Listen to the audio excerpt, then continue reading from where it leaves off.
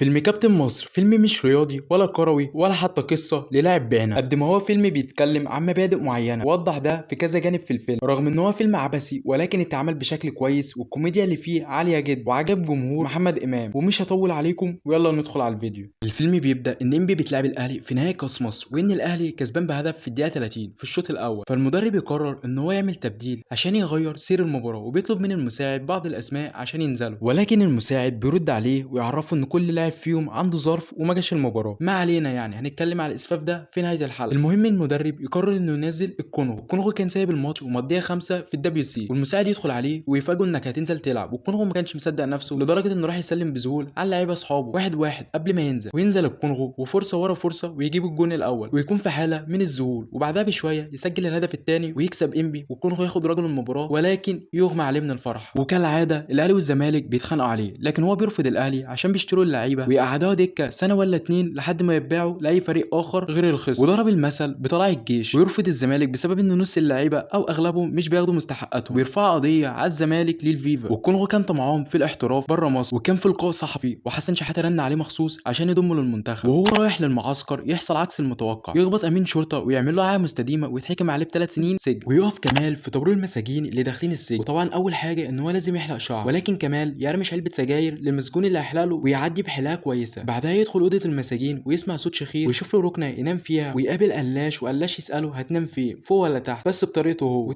فوق ولا من تحت؟ نعم. تحب تبقى من فوق ولا من تحت؟ وتاني يوم يقعدوا يفطروا، والعاده دي بتفكرني بايام الجيش، الله لا يعودها دي ايام. ويبدا كمال يتعرف عليهم ويبدا يحكي لنا كل واحد دخل السجن ازاي، سواء قلاش اللي قطع دراع صاحبه بالغلط في فقره السحر، ودي بقى اللي دخل السجن بسبب السرقه، وشناوي اللي كان عايز ياخد طار ابوه فاتمسك، والدكتور جابر من حبه في النسوان اتجوز 9 ونسي ان هو متجوزه. واما بعد 45 يوم ام كمال تجيله زياره هي وابنها. كمال ابتدى يتاقلم واحده واحده مع عيشه السجن، فحلم بابا حفيظه والشيف الشربيني ومجدي عبد الغني، طبعا ايام ما كان عرفنا بالجون اللي جابه في كاس العالم. وتجيله الرقاصه اللي انا مش عارف اسمها، انا ليا الجنه والله. المهم كمال اخر كلمه يسمعها في الحلم من مجدي عبد الغني: الكوره اللي دخلتك السجن والكوره هي اللي هتخرجك من السجن. ويصحى كمال من الحلم على اذان الفجر، ويطلع ده كله رؤيه ايه بس اللي يطلع لك فيها الشيخ الشربيني ومجدي عبد الغني والانسه. معقول مش عايز تلعب؟ ده مين الكلب اللي قال لك كده؟ المهم كمال يصحى من الحلم ويروح لمأمور السجن عمنا حسن حسني الله يرحمه، ويقول له انه عايز يعمل فرقه كوره في السجن. وطبعا المأمور يرفض، يحاول يهندله انه لو حصل كده مش بعيد يبقى وزير الداخليه في الحركه الجديده او وزير الشباب والرياضه. والمأمور يتهندل ويوافق انه يعمل فرقه الكوره، وكمال يبتدي يختار الفرقه اللي هيلعب بيها، ويسأل كل واحد هو دخل السجن ازاي عشان يعرف يوظفه ويحطه في المركز اللي يناسبه تبع جريمته. وبعد الاختبارات دي كلها كمال ما يطلعش غير ب4 بس، وده يخليه ان هو يبتدي يلم الشله بتاعته ديبه والشناوي وشويه مساجين تانيين. وكمال ظبط فرقته وظبط الملعب اللي هيلعب عليه، لكن تايسون كان ليه رأي آخر. وتايسون ده أكتر حد هم بيخافوا منه في السجن، كبير المساجين بالنسبة لهم. وتايسون يقول لهم إن محدش هيلعب ويقطع الكور، وكمال يلاقي إن مفيش حد يتكلم، فابتدى إن هو يعترض وشتم تايسون بالغلط، ولكن بعدها يتأسف له ويترجى إن هو ما يعملوش حاجة. تايسون ما يهموش كلامه ويضرب كمال، وكمال ينام منكب بعد العلقة اللي خدها وبعد ما بقاش فيه كور يلعبوا بيها. ولكن يتفاجئ تاني يوم إن عادل جايب له كور تانية يلعبوا بيها، ويفرح كمال، ولكن الفرحة ما تكملش ويجي عمنا تايسون. ولكن يفاجئ كمال إنه هيسيبهم يلعبوا وكمان هيلعب معاهم. كمال يبدأ يأهل فريقه من كل الجوانب لانهم حرفيا ما يعرفوش حاجه على الكوره. اخوك شناوي الكوره تيجي فيه والدكتور جابر يكشف عليه ويكتشف ان هو استر علي. معلش ابننا برضه ابننا يا دكتور، قصدك بنتنا. المهم كمال يروح لمأمور السجن ويقول له كلمت لنا حد من الوزاره، ومأمور السجن يقول له ان هو مش فاضي دلوقتي ولكن هيشوفوا الموضوع ده بعدين. وكمال يرد عليه ان هو عايز يحدد ماتش يجرب فرقته، وانه عايز مأمور السجن يتفرج عليه، ولكن مأمور السجن ما كانش فيه مبادره بالاهتمام، فكمان حس بالاحباط فسابه ومشي. ولكن دي بقى يفاجئ كمال انه سرق تليفون مأمور السجن، وفعلا كمال ياخد الفون ومأمور السجن يرن ويخافوا كلهم ويتعازموا على اللي يرد عليه، وكمال يخلي اقل حد فيهم كلاميا هو اللي يرد عليه، وده اخوك شكوكو يعني. والمشهد ده حرفيا فيه كميه ضحك رهيبه جدا. ويقفلوا مع المأمور، وكمال تيجي له فكره انه يرن على وزير الداخليه، وفعلا يرن على وزير الداخليه، ولكن يقفل عليهم بسبب ان هو ما كانش فاضي وكان في اجتماع. فكمال يبعت له صوره مساجين السجن وهم بيضربوا بعض، يكتشف ان ده كله كذبه من المساجين ويبهدلهم بالكلام. وكمال يعرض عليه الفكره وان هم لازم يلعبوا فريق. المأمور يتدخل هو كمان ويقول له ان لازم ده يحصل عشان حقوق الانسان، لا فكروا يتكلموا معانا نوري لهم فيديوهات ماتشات فرقه الكوره. والوزير يتهندل بكلام المأمور ويقول لهم انكم هتلعبوا فريق كوره تاني بس من المساجين، وهيشوف الفيديو ولو الاداء عجبه هيخليهم يلعبوا فريق كوره كبير جدا. وانت كمان عزيزي المشاهد لو عجبك اداء الفيديو ما تبخلش عليها بلايك وسبسكرايب عشان نشوف كل المهم كمال يفرح هو والشله بتاعته فعلا يلعبوا ماتش الكوره مع فريق السجن الاخر. والله زي ما بقول لك كده. وكمال كمان يعجبه مسجون اخر بيلعب في الفريق التاني فيطلب من المأمور ان هو عايز يضمه للفريق بتاعه. فالمأمور يقول له اجيبه لك ازاي ده؟ فكمال يقول له اتصرف انا ما اعرفش. ويكسب كمال ماتش الكوره ونشوف رقصتهم الشهيره. وتاني يوم بيغسلوا الحمام المأمور يفاجئ كمال ان هو عنده ليه خبر مهم جدا وان هو جاب له لاعب الكوره اللي كان بيلعب في فريق السجن الاخر. وشله المرشدين يفرحوا. وتاني يوم وزير الداخليه يقول لهم ان هو اتفرج على الفيديو لكن مش هيقدر يحدد لهم ماتش مع الاهلي والزمالك بسبب ان الاهلي مش فاضي وان الزمالك حواراته كتير وده مش هينفع معاهم. ده احنا على كده مشهورين من زمان. المهم يقول لهم ان حدد ماتش مع فريق سجن اخر في المانيا بيدعم نفس فكرته وان هو عايزهم يكسبوا لانهم بيلعبوا باسم مصر. وطبعا شله كمال ترقص وتفرح وكمال يوقف وزير الداخليه ويقول له كده الامر اتغير واحنا بنلعب باسم مصر فهنحتاج دعم اكبر واخوض معسكر كبير انا وفرقتي في مكان كويس. ويختاروا الغردقه. وطبعا يروحوا الغردقه والفرقه تقضيها شمال ويمين مع السياح. ومن اكتر المشاهد اللي فيها صريخ ضحك مشهد عادل المسجون وهو بيطلب من الضابط اوردرات هو عايزها. مش عايز حد كمان ينتف لك حواجبك يا رحمك. اقفل يلا. وبعد الهيصه دي كلها شله المرشدين تهرب وقلاش يجري على كمال ويعرف ان هم هربوا. ومأمور السجن يدخل المستشفى بعد خبر هروبهم ويقول لكمال ان هو عايز العيال في اسرع وقت. كمال يقول له اديني 48 ساعه واجيبهم لك وانك لازم تهربني عشان ما تتحكم محاكمه عسكريه. وفعلا مأمور السجن يساعد كمال ان هو يهرب. ساعده ازاي وهو قاعد على السرير انا ما اعرفش. ويوصل كمال للشيخ نبيل ويقنعه انه لازم يرجع معاه ولكن الشيخ نبيل يرفض. وكمال يقول له انك لو قضيت حياتك كلها هربان هتكون انت الخسران. وبعدها كمال يروح لعادل وديبه كل واحد فيهم كان متنكر عشان يهربوا ولكن كمال يطاردهم ويرجعهم السجن مره اخرى. وبعدها يروح للشناوي اللي كان معيشنا في فيلم الهروب وكمال يقنعه ان هو كمان لازم يرجع ويفكه من طار ابوه. وبالفعل الشناوي اقتنع. كمال ياخده معاه ويعرف عنوان الدكتور جابر ويروحوا هناك. كمال يقول له ان انت السبب في هروب شله المساجين بسبب ان هو حرضه معاه الهروب فياخده معاه ويرجعوا هو والشناوي ويكتمل فريق المساجين ما عدا الشيخ نبيل. ويدخل الى الملعب ويلاقي اوضه اللبس وكمال يقول لهم انهم تعبوا كتير عشان يوصلوا للماتش ده وان هم لازم يكسبوا. وينزلوا الملعب وكمال يضيع اول فرصه وبعدها بشويه الفريق الالماني يجيب الجون الاول وما يعديش وقت كتير ويحصل اصابه لفريق كمان ومفيش غير عمنا تايسون. وينزل عمنا تايسون ومن اول لمسه ليه في ارض الملعب يبلع طرد ويبدا ينهار فريق كمال ومفيش وقت للانهيار ويبلع الجون الثاني وخلص الشوط الاول